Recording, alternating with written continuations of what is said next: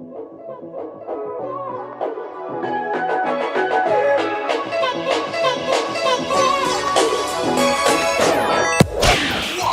what is up guys? It is a new day.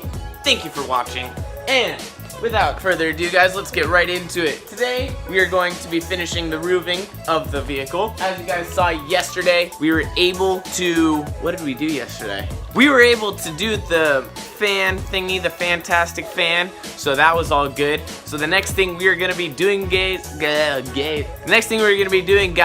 is we're gonna be putting those in, make sure the nice little puzzle pieces all fit perfectly, and maybe do the angled crown molding on the left hand side or the driver's side guys. But with further ado guys, let's go and get started. Next thing we have to do guys, we have to solder these wires into our connectors, that way we can have that all set up. My idea is that we're going to have this underneath the tongue and groove, come down the walling and go right behind the driver's seat, and that's probably where I'm going to have my control box with the solar controllers and the fuse boxes for everything, just in case anything does go wrong, which I'm hoping that nothing ever does, but for easy access it's just going to be right there. So without further ado, we're going to take our solder iron and we're going to go ahead and solder these wires to the wires that I got. Also, a little tip, normally you have to use all the really expensive stuff, but you can just get this stuff. It's the regular lamp cord wire. This stuff I use for pretty much everything. It's dirt cheap. It's like, I think it's like 40 cents a foot or something like that, versus like paying like $1.60 or something for speaker wire and stuff. This works just fine. It's the same grade wire, it just has a thicker insulation on the outside, which actually just makes it more better. I don't know. Anyways guys, without further ado, we're gonna use this, solder it, and then we'll go from there.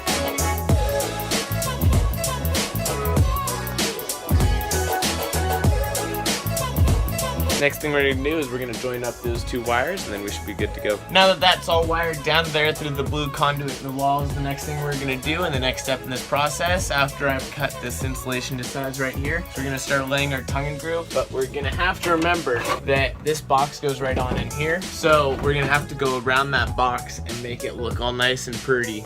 So it looks like we have like about an inch margin of error because of that lip, so as long as we get it in that inch, we should be good. But without further ado, let's get going to it and screw this all up and in.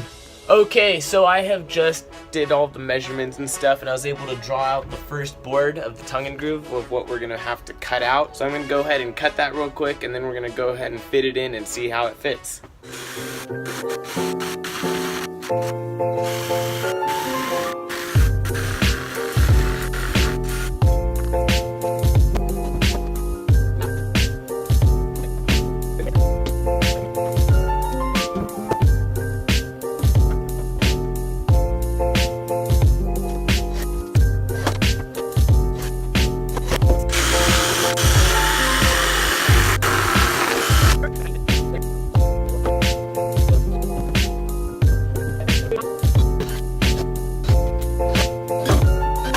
Now let's just cut this thing down, and then we can just mount this, and then everything will look nice, clean, and flush. Now let's see if it goes in.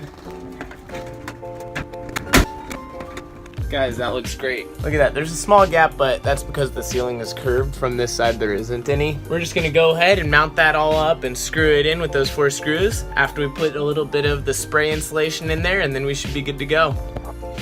See, as you guys can tell in there, we're gonna need it all.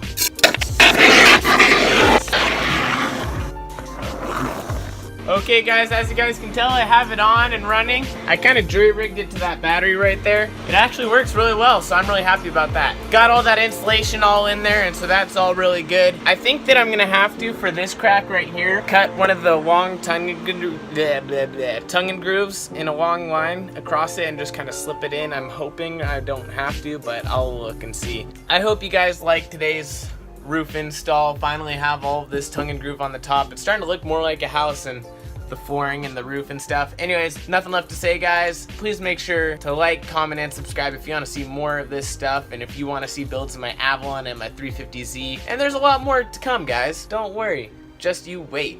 Anyways, with nothing left to say guys, guess it's time to end it.